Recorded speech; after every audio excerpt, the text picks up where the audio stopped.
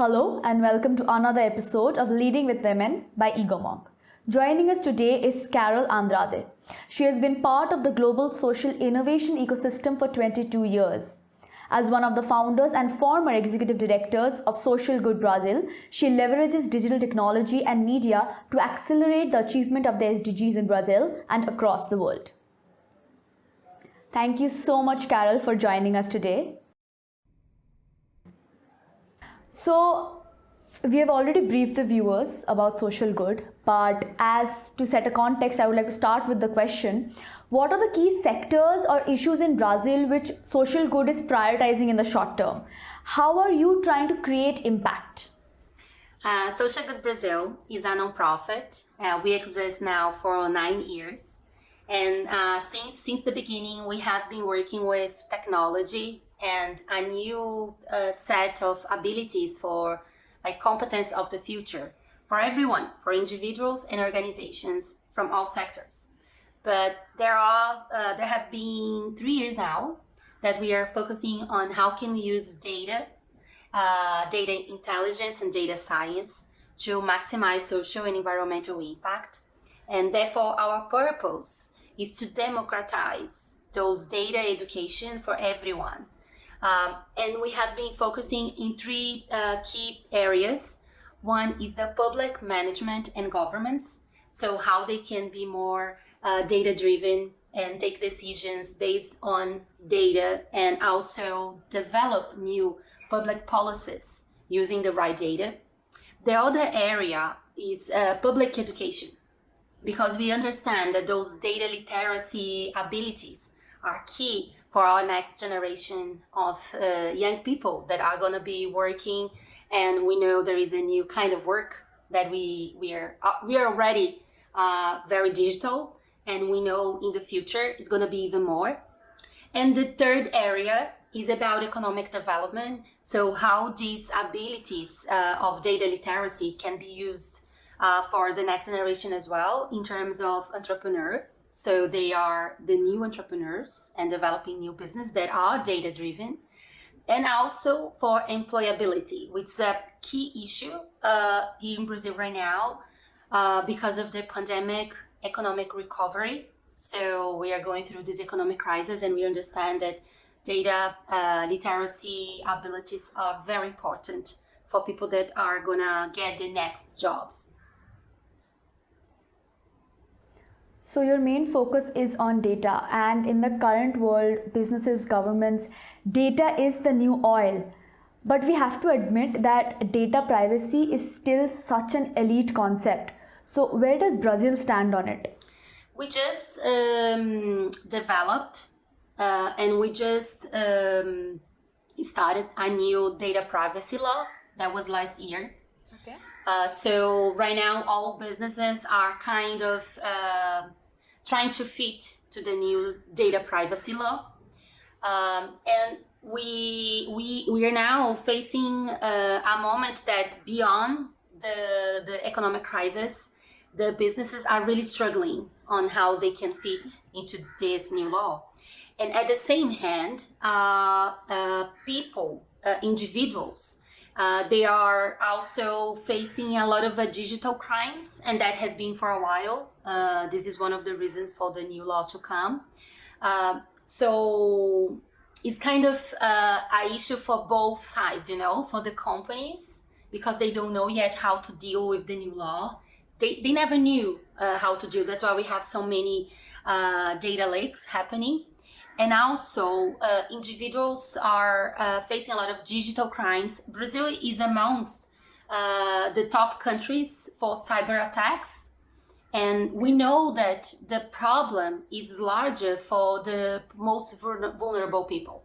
What we try to offer for this scenario is a lot of data literacy and data solutions. So we can offer a kind of equipments for organizations to follow the law, and for the individuals, information. We know information is power, so we are really offering this kind of information that can be very helpful for everyday lives, for every individuals, and mainly for people that are vulnerable.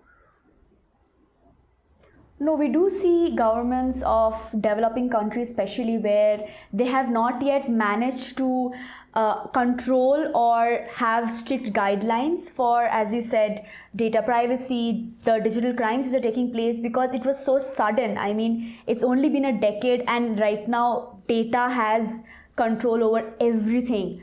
But then on the other side, we also see that there is this entire population in countries like ours and in Brazil where they don't even have access. So this digital divide is still quite pervasive.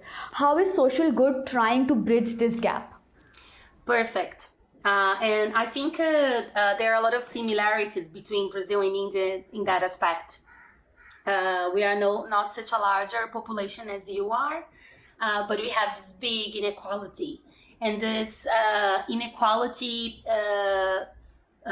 divide us in access to information, to internet connection, to equipments and everything. And unfortunately, as I said, as information is power right now, we are really making the people that are more vulnerable even more vulnerable because they don't have access to this kind of power as elite.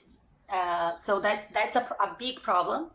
And the way we are addressing this issue is offering in a scale basis, how do I say, capacity building for individuals. Okay. So we have been working with this kind of data literacy capacity building for 3 years now. And last year, because of the pandemic, was the first year we did everything online. So we really tested how this could work out, and we were very much surprised how we could reach new places, how we could go beyond, geographic boundaries inside Brazil because we are a large country. And we count on a network of our Social Good Brazil fellows. So they are leaders, social activists. It's spread throughout Brazil from north to south, in every region of Brazil, and half of our fellows, they declare themselves Black, which is another way we make sure we have diversity and we can include everyone. And they're working with different kinds of social issues. So they are a network of facilitators and people that we count on to spread the message and get on board and engage everyone and the most vulnerable people in our data literacy capacity building. The capacity building have been designed to offer all the data literacy competence for people that are non-technical, for people that they can navigate into this data world with ethics and understanding their own rights. We have been doing some different kinds of workshops in the slums in Brazil, and we understand that as everyone in Brazil is having kind of, not everyone, but I'll say the slums in Brazil, not the rural areas. They are having access to their smartphones and even can be very limited in terms of technology. They are accessing all the social networks, but they are not aware of what kind of data they can really offer. So, Social Good has partnered with large corporates, the most notable being Telefonica. So, how effective are these partnerships in making change happen? Are businesses in Brazil starting to, align themselves more closely to social missions? Very good question. Fundação Telefônica Vivo is our partner since day one.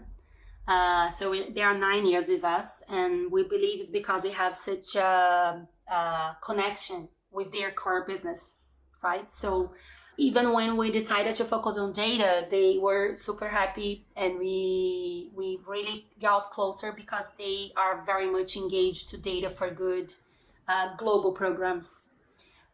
Telefonica has offered, considering all data privacy issues in aggregated data where you anonymize individuals for big catastrophes, one that is very famous in Colombia. So they could monitor and try to track individuals that were missing due to a catastrophe. So this is one of the ways I see that large companies that they have lots of data could do some data philanthropy, considering all of their data privacy issues. And Fundação Telefônica has been doing that for a long time, and they believe in this mission. Also, we see right now in Brazil other companies that are looking on ways of how they could do programs, develop initiatives, connecting their core business with social impact. We are not a country with this strong culture of donation as other countries. Okay. But there are many reasons to try to analyze and understand that. But I see that because of pandemic, this is growing in terms of people really watching all the problems. So not only we are the top country with number of deaths because of COVID-19, but the hunger is growing again. So we have, and not only because of the pandemic, the hunger is growing. That's something that is carrying on for a while. But from 7 million people that were going through hunger in 2017, now 2021, we're 20 million people. So we are back to this scenario. That's triple the amount. Yeah, we are back to the scenario that's very sad. So we see a lot of companies really not only connecting with their core business, these new initiatives, but also really taking a lead in terms of philanthropy that is needed right now.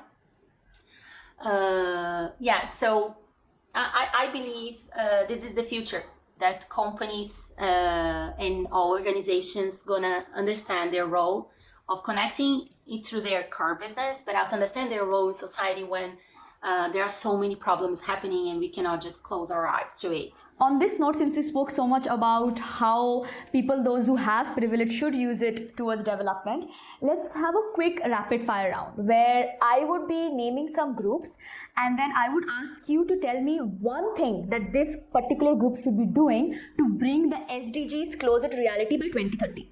Good. All right. So the first group, what do you think the youth should be doing to bring the SDGs closer to reality by 2030? I think the youth are very creative. They are very hands-on. I think they can lead by example, doing small activities, small missions and examples, and share it. And share and spread the word online. They are digital influencers themselves. Entrepreneurs, I see they can address SDGs at their businesses since the beginning. So think ahead of what is the mission of their business and how we can go beyond profit. Okay, we already spoke a bit about this, but business leaders. Business leaders, I see, they're leaders, right? So I see they can measure the impact, measure what they're doing, address SDGs, and take better decision in terms of which SDGs they're addressing more or less. Very important. Politicians. We have been working a lot with public managers, not politicians, but I think that the whole government has a big and important role of collecting better data. Unfortunately, what we face right now in many vulnerable areas, we call it as known data information. So, and I believe you must have that in India as well, because they are so far away, so distant, and maybe with very poor internet connection. So we really like data, or even sometimes government doesn't think they need that data, so they don't collect the data. And this is very much connected to gender issue and everything that, is not yet mainstream.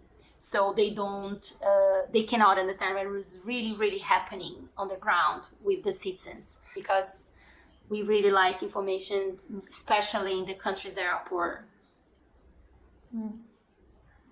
So better collection of data transparent collection of data and then utilizing the data properly to make sure that we can give optimal social impact. Exactly, because we need that to make better decisions. That's all about. Yes. How we can make better decisions that really are gonna address the most vulnerable people.